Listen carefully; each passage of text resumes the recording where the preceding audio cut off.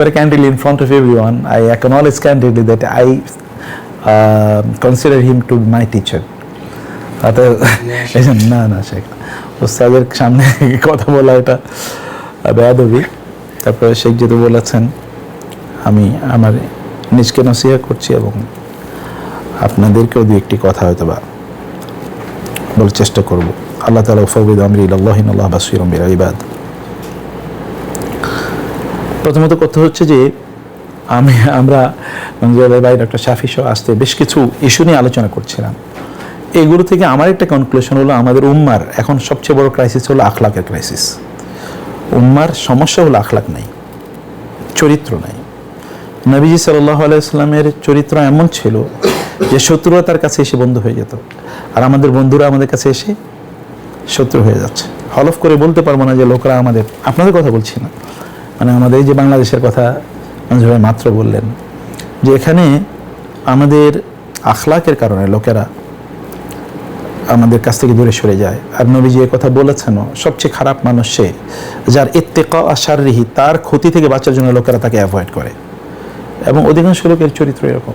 আমাদেরকে দেখে লোকেরা ইসলাম গ্রহণ করে এরকম সংখ্যা খুবই কম, অথচ রাসূলুল্লাহ সাল্লাল্লাহু আলাইহি ওয়াসাল্লামকে দেখে শত্রুরা ইসলাম গ্রহণ করেছেন। ওই যে দামাদ আর রাকি যে ছিল মক্কায় নবীজি সাল্লাল্লাহু আলাইহি ওয়াসাল্লামের কথা, ওরা বলল যে এখানে তিনি তো হিয়াজ বিকাম মাজনুন, পাগল অথবা মাসহুর, ইন তাত্তাবিউনা ইল্লা রাজুলাম মাসহুরা, তিনি হয় পাগল অথবা তিনি কি জাদুগ্রস্ত, এরকম আরও কত কথাবার্তা। তো দামাদ বলল যে আমি তো রাকি, আমি তো এটারই চিকিৎসা করি, তো ভালো আমার একটু দেখা দাও। উনি কই ওনার কাছে গেছে, গিয়ে বলে যে আমি শুনছি আপনার নাকি মানে মাজনুন মাঝে যার মধ্যে জিন ধরছে তারে, অথবা জুনুন আছে, পাগলামি আছে, তো আপনার নাকি এরকম আছে, আমি কিন্তু রাখি, আমি কিন্তু আল্লাহর ইচ্ছাই আমি ভালো করে দিতে পারি। সে কিন্তু আল্লাহর কথা বলছে। তো বলেছে ঠিক আছে, তুমি বসো, আমায় কথাটা একটু শোনো। তখন তিনি বললেন, নবী সে কিন্তু রুকিয়া করতে এসে নবীজিকে, নবীজি বললেন ইন্নাল হামদালিল্লাহ নাহমাদুহু ওয়া নাস্তাঈনুহু ওয়া নাস্তাগফিরু, এতটুকু পড়ে তিনি একেবারে ওয়া আশহাদু আন্না মুহাম্মাদান আবদুহু ওয়া রাসূলুহু পর্যন্ত পড়েছেন। তখন তিনি আপনি কি বলেন, আইদ আলাইয়া, আবার পড়েন তো। নবীজি আবার পড়লেন, এইভাবে তিনি 3 বার একই কথা পড়লেন। এরপরে এই দামাদ দাঁড়িয়ে বলল, মুদ্দা ইলাইয়া ইয়াদাকা, আমাদেরকে একটু হাতটা বাড়ায় দেন তো, উবাইউকা আলাল ইসলাম, আমি আপনার হাতে মুসলমান হতে চাই। মানে আমি তো এত সুন্দর কথা, তিনি বলছেন আমি জিনদের কথা শুনছি, কবিদের কথা শুনছি, কাহানাদের কথা শুনেছি, জাদুকরদের কথা শুনেছি, এত সুন্দর কথা কোনোদিন শুনি নাই, এত সুন্দর কথা কোনোদিন শুনি নাই, আপনার হাতটা বাড়ায় দেন, আমি ইসলাম গ্রহণ করব, তাই না? তারপরে যে তোফাইল ইবনে আমর আদ-দাওসি, তিনি এসছেন, ওরা বলছে যে না উনি কিন্তু এরকম ভয়ঙ্কর, ওনার কথা শুনলে কিন্তু আপনি কনভার্ট হয়ে যাবেন। তখন তিনি বললেন যে আমি এরকম হয়ে গেছিলাম যে আমি আমার এই কানের মধ্যে আমি তুলা ঢুকিয়ে দিতাম যেন তার কথা আমার কানে না ঢুকে। কিন্তু হঠাৎ করে একবার আমার মনে হলো, আচ্ছা আমি কি পাগল নাকি, এত বড় কবি, আমি তার কথা শুনলে কি হবে, আমি শুনে দেখি। শুনেই তিনি সাথে সাথে ইসলাম গ্রহণ করেছেন, তাই না? এরকম তো আরও অসংখ্য ঘটনা আছে। ওমর ইবনে ওয়াহাব নবীজি সাল্লাল্লাহু আলাইহি ওয়াসাল্লামকে হত্যা করার জন্য মদিনায় গিয়েছেন, এই মসজিদে নববীতে এসেছেন, কারণ তার ভাইকে, তার বাবাকে হত্যা করেছে ওয়াহাব, এবং তার বন্ধুর বাবাকে যুদ্ধের মানে বদর যুদ্ধে মারা গেছে। তার নাম হলো ওই যে সফান ইবনে উমাইয়া ইবনে খালফ, উমাইয়া ইবনে খালফের ছেলে, তার নাম হচ্ছে সফান ইবনে উমাইয়া, আবার যে ওমর ইবনে ওয়াহাব, এই 2 বন্ধু মিলে তারা আলোচনা করছে যে মুহাম্মদকে মারাও, এবং সফান বলছে তোমার যত দায়িত্ব আছে পারিবারিক, সাংসারিক, অর্থনৈতিক সব আমি নেব, তুমি তাকে হত্যা করবো। বলেছে ঠিক আছে যাচ্ছি। নাঙ্গা তলোয়ার নিয়ে, আস্তিনের ভিতরে তলোয়ার নিয়ে গিয়েছে ওখানে নবীজিকে হত্যা করার জন্যে। যখন মসজিদে নববীতে, মক্কা থেকে এসে মসজিদে নববীতে, ওমর রাদিয়াল্লাহু তাআলা বলে ইয়া রাসূলুল্লাহ, কুকুরটা আসতেছে। বলে কে? বলে ওই যে ওমায়ের। বলে ওকে আসতে দাও। বলে ইয়া রাসূলুল্লাহ আপনি কি বুঝতে পারছেন কে আসতেছে? বলে আসতে দাও। ওমর রাদিয়াল্লাহু বুঝলেন যেহেতু রাসূল সাল্লাল্লাহু আলাইহি ওয়াসাল্লাম বলেছেন, ঠিক আছে, কিন্তু তিনি খুব সাবধান, তলোয়ার হাতে নিয়ে আসেন, যদি ওমায়ের কিছু করে তাহলে তাকে সাথে সাথে শেষ করে দেবে। ওমায়ের গিয়ে বললেন যে, ওমারকে রাসূল সাল্লাল্লাহু আলাইহি ওয়াসাল্লাম বলেন কেন এসছো? বলে আমার ভাই আপনার কাছে বন্দী, এই কারণে তাকে মুক্ত করার জন্য এসে বদরের যুদ্ধে। বলে না, ঠিক করে বলো কি কারণে এসছো? বলে না এই কারণে এসে। বলে তাহলে তুমি আস্তিনের মধ্যে লোকিয়া তলোয়ার নিয়ে এসছো কেন? এটা তো আর নবীজি দেখেন নাই, ও কিন্তু লোকিয়া নিয়ে এসছে। তখন সেটা বের করবে, কাব্বাহাল্লাহু হাযিহিস সুয়ুফ, এই তলোয়ার দিয়ে কি হইব, এগুলো ধ্বংস হোক, এগুলো তো আমাদেরকে বদরের যুদ্ধে বাঁচাইতে পারে না, এখন বাঁচাবে কীভাবে? নবীজি বলছেন ভালো করে বলো কি কারণে এসে? বলে এমনি এসে যে আমার ভাইকে মুক্ত করার জন্য। বলে তুমি এবং সফওয়ান মিলে কাবার চত্বরে রাতের অন্ধকারে বসে বসে আলোচনা করো নাই যে তুমি আমাকে মারবা, যদি তোমার কোনো বিপদ হয় তোমার সব দায়িত্ব সফওয়ান নেবে, এটা আলোচনা করো নাই? এটা বলার সাথে সাথে তিনি লাফিয়ে উঠে বললেন আপনার হাতটা একটু আড়ে গিয়ে দেন, আমি মুসলমান হব। কারণ এই আলোচনা যখন করেছি আমি আর আমার বন্ধু ছাড়া কেউ ছিল না, দুনিয়ার কোনো মানুষ ছিল না। আপনি নবী না হলে এই কথা বলতে পারতেন না। আর আমার আগে মক্কা থেকে কেউ এখানে আসেও নাই। এরকম অসংখ্য ঘটনা ঘটেছে। মানুষের সে হত্যা করার জন্য কিন্তু মুসলমান হয়ে গেছে। একটা দুইটা ঘটনা ঘটে নেই, হাজার ঘটনা ঘটেছে এরকম। কিন্তু এর মূল প্রবলেমটা কি আমাদের এটাই। আবু জাহেল যখন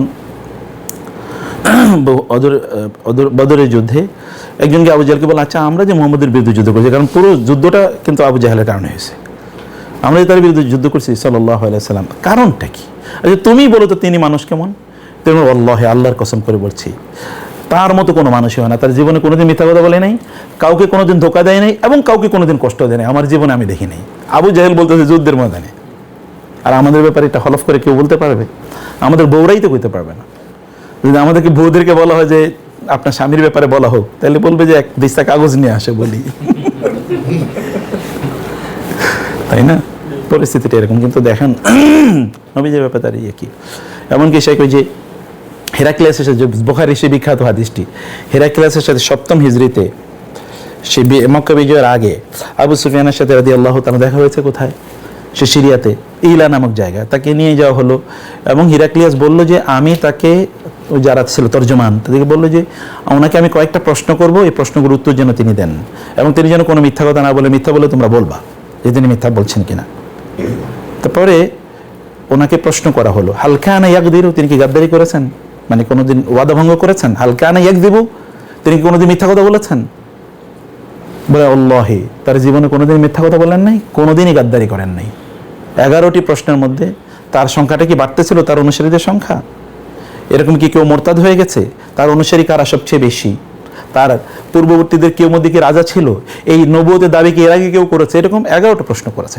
সবগুলোর ব্যাপারেই আবু সুফিয়ান বলেছে আমি এরকম এরকম বলেছি, এবং তার বংশধারা কি, তিনি এরকম উন্নত বংশের, তিনি কোনোদিন মিথ্যা, নবুয়তের আগেও মিথ্যা বলেন নাই, নবুয়তের পরেও কোনোদিন মিথ্যা কথা বলেন। আচ্ছা এমন মানুষ নবুয়তের আগে তার গোটা জীবনে একটা মিথ্যাও বলেন নাই, গোটা জীবনে 63 বছরে একটা মিথ্যা বলেন নাই, এটা সম্ভব মানব জাতির ইতিহাসে? মানে যেটাকে ক্যামোফ্লেজ বলি, ক্যামোফ্লেজ মানে কি, মিথ্যার আবরণে সত্য বলা, মানে সত্যের আবরণে মিথ্যা বলা, সত্যের আবরণে মিথ্যা বলা, এটাও তো করেন নাই। যেমন ইব্রাহিম আলাইহিস সালাম ওই যে ফানাযারা ফিন নুজুম ফাকালা ইন্নী সাকিম, আকাশের দিকে তাকিয়ে বলছেন আমি অসুস্থ। অথবা ফাআলাহু কাবীরুহুম হাযা, বরং এই যে বড়টা করছে, মূর্তিগুলো ভাঙছে, এইরকমও জীবনে কোনোদিন করেন নাই।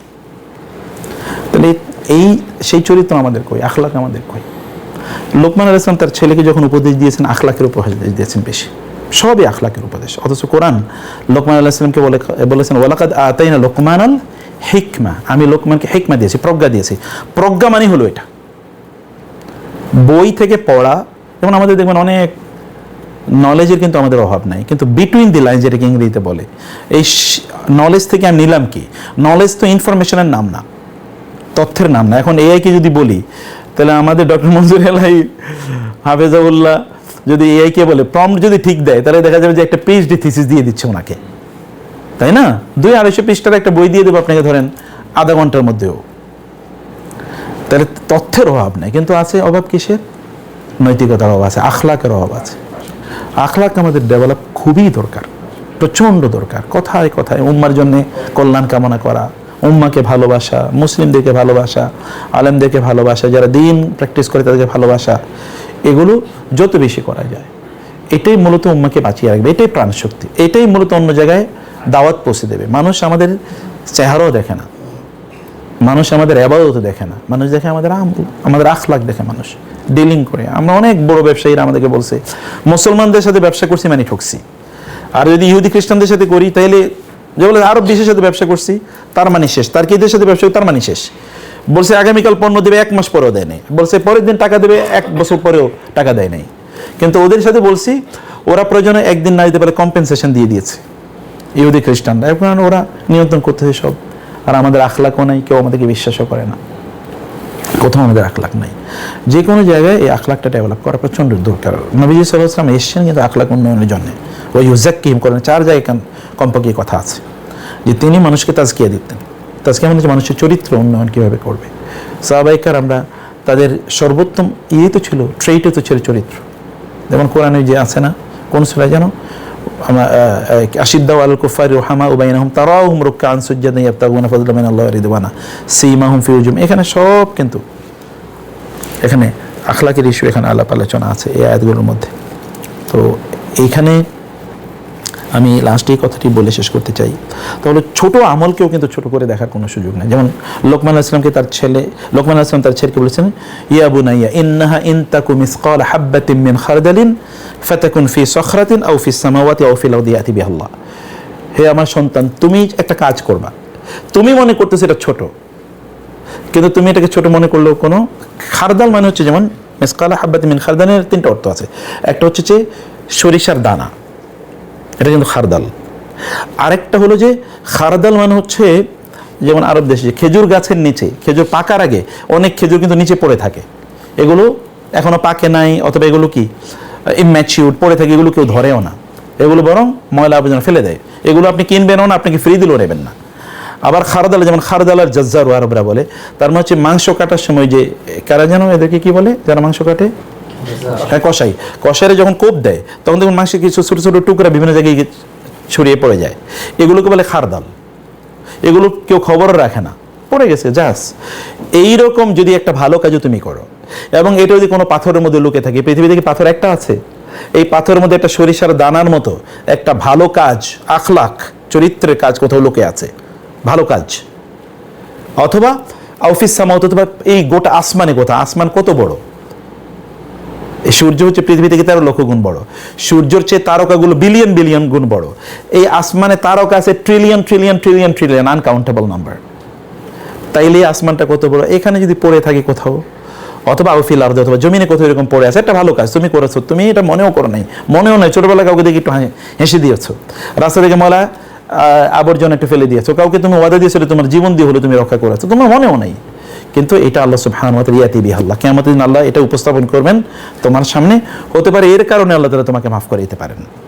অতএব লা তাহকিরান্না মিনাল মারুফি শাইআ ওয়ালাউ আন তালকা আখাকা বিওয়াজহিন তলিকিন, কোনোভাবে ভালো কাজকে তুচ্ছ করার কোনো সুযোগ নাই। এমনকি কোনো ভাইকে দেখে যদি একটু হাসি মুখে তাকে অভিনন্দন অভিবাদন জানানো হয়, তাও নবী সাল্লাল্লাহু আলাইহি ওয়াসাল্লাম যখন মদিনায় আসলেন, মদিনায় আসার পর আব্দুল্লাহ ইবনে সাল্লাম রাদিয়াল্লাহু তাআলা, তখন তিনি ছিলেন ইহুদিদের পণ্ডিত, হিব্রুল উম্মাহ সবচেয়ে বড় পণ্ডিত। তিনি গেলেন, তিনি গিয়ে নবীজিকে যখন শুনলেন এসছেন, তিনি গেলেন, বলেন যে আমি দূর থেকে ভালো করে লক্ষ্য করতে, যেহেতু প্রচুর লোক, আমি যেতে একটু কষ্ট হয়েছিল, কিন্তু আমি ওনার খুব কাছে গেলাম, কাছে গিয়ে আমি খুব মনোযোগ দিয়ে তাকে দেখলাম। দেখার পরে ফানাজারতু ইলা ওয়াজহি ফাতায়াক্কানতু, আমি তার চেহারার দিকে তাকাইলাম, আমি নবীজির চেহারার দিকে তাকালাম, তাকানোর পর আসেন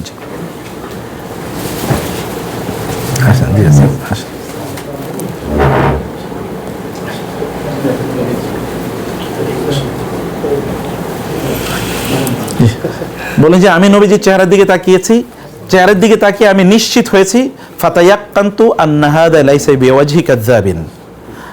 বসেন প্লিজ। যে আমি এই দিকে তাকিয়ে, তার চেহারার দিকে তাকিয়ে বুঝেছি যে এই চেহারা কোনোদিন মিথ্যা কথা বলে নাই, এক নজরে, ওই যে ইংরেজিতে বলে লাভ এট দ্য ফার্স্ট সাইট, প্রথম দর্শনে ভালোবাসা। আমি তার চেহারার দিকে তাকিয়ে বুঝছি এই চেহারা দিয়ে কোনোদিন মিথ্যা কথা বের হয় নাই। তারপরে আমি তাকে শুনেছি আউয়ালু মা ক্বালা নবী সাল্লাল্লাহু আলাইহি ওয়াসাল্লাম হিনা কাদিনাল মাদিনা, মদিনায় আসার পরে তিনি সর্বপ্রথম যে কথাটা বলছেন, তাহলে তিনি বলছেন ইয়া আইয়ুহান নাস, হে লোকেরা, কি করো? 4টা কাজ করো। আফসুস সালাম, সালামের বিস্তার করো। এখন আমরা সালাম দেই কিনা? মোস্ট অফ দ্য পিপল সালামই দেই না আমরা। মুসলমানদের মধ্যে সালাম দিলে তুমি আমারই চিনো নাকি, উত্তর দেওয়ার আগে তুমি আমারই চিনো নাকি, সালাম দিলা যে ঘটনা কি, তাই না? আবার পিছন থেকে সালাম দিলে তো ভয় পায়, কে সাদাবাজ নাকি, সালাম দিল কেন? সালামটা এখন একটা ট্যাবু হয়ে গেছে। 2 নম্বর কি? ওয়াতইমুত তাআম, মানুষকে খাওয়ানোর সংস্কৃতি এখন এরকম। খাবারটা আমরা একটা জুলুম বানাইছি, মেহমানদারি করতে গেলে যে আপনারা এতগুলো আইটেম করছেন, এরপরে দাওয়াত দিতে গেলে চিন্তা করবেন যে এত আইটেম তো করতে হবে, তাকে দাওয়াতই দেবো না। অযথা কি এটা মানে ইয়াসসিরু ওয়ালা তুআসসিরু, আল্লাহ তো সহজ করতে বলছেন, সহজের মধ্যে কি আছে? কল্যাণ আছে। সব কঠিন করি, 50টা আইটেম খাওয়াইতে হবে, কারণ এখন দাওয়াতের পদ্ধতি উঠে গেছে, গিয়া মেহমানদেরই উঠে গেছে বাসাবাড়িগুলো থেকে। শহরে তো মহিলারা মেহমানদের কথা চিন্তা করলে বলে তাইলে ঠিক আছে এখন হোটেলে ইয়ে দাও, অর্ডার দাও, তাই না? এখন তো ফুড পান্ডা আছে অথবা উবার পাঠাও আছে, ওইখানে মানে রান্না বান্না নাই। তাহলে এই যে খাওয়ানো, আল্লাহ রাসূল বলেছেন আতঈমুত তাআম। 3 নম্বরে তিনি কি বলেছেন? তিনি বলেছেন ওয়াসিলুল আরহাম, আত্মীয়দের সাথে সম্পর্ক ভালো রাখো। এখন আমাদের সবচেয়ে খারাপ সম্পর্ক সবচেয়ে নিকটবর্তী আত্মীয়দের সাথে। দেখবেন অধিকাংশ মানুষেরই স্বামী স্ত্রীর সম্পর্ক খারাপ, অথবা ছেলে মেয়েদের সম্পর্ক খারাপ, অথবা বাপ মায়ের সাথে সম্পর্ক, অথবা ভাই বোনদের সাথে সম্পর্ক খারাপ। সবচেয়ে নিকট আত্মীয় যারা, তাদের সাথে সম্পর্ক সবার চেয়ে খারাপ। সব হচ্ছে আমার ক্লোজ ফ্রেন্ড, এটা কালচার বানাইছে। যেমন আমাদেরও, আমাদের বাচ্চারা ক্লোজ ফ্রেন্ডদেরকে চেনে কিন্তু কাজিনদেরকে চেনে না, অধিকাংশ কাজিনদেরকে চেনে না। অথচ নবীজি বলছেন তোমরা ওয়াসিলুল আরহাম ওয়াসাল্লু ওয়ান নাসু নিয়াম, তোমরা নামাজ পড়বে যখন লোকেরা ঘুমিয়ে থাকবে। তাদখুলুল জান্নাতা বিসালাম, তাহলে তোমরা শান্তিতে জান্নাতে প্রবেশ করবা। তেমন আমি 4টা কথা রাসূলের কাছ থেকে প্রথম শুনছি, এবং দেখবেন এর মধ্যে অধিকাংশ আখলাকি ইস্যু, কিন্তু একটাই শুধু আছে নামাজ, আর সবই কিন্তু আখলাক। তো আখলাকটা আমাদের উন্নতি, যে কোনোভাবে মানুষকে দেখলে সালাম দেয়া, তাকে একটু হাসা, কারো ব্যাপারে বিদ্বেষ অন্তরে পোষণ না করা, তার জন্য কল্যাণ কামনা করা, তাই না? দের ওয়ান নাসিহা।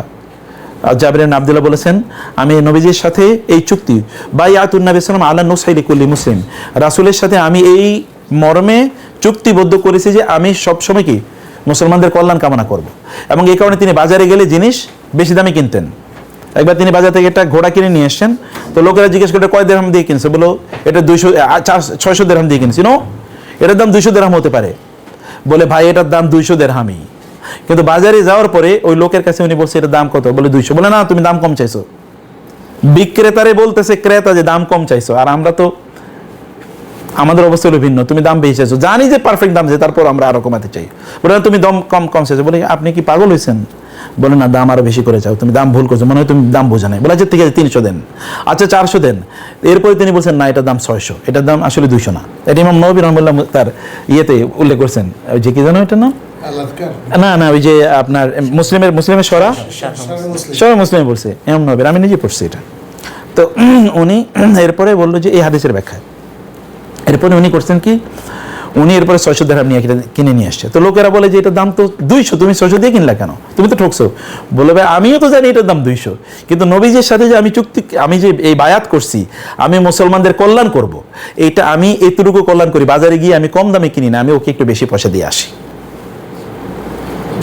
কল্যাণ বিভিন্নভাবে কামনা করা যায়, মানুষের কল্যাণ কামনা করা, হৃদয়টাকে উন্মুক্ত করে দেওয়া, মানুষের জন্য একটু দোয়াও করা, উম্মার জন্য দোয়া করা, উম্মার ক্রাইসিস আছে কমপক্ষে দোয়া করা যে আল্লাহ উম্মাকে তুমি রক্ষা করো, বাঁচাও।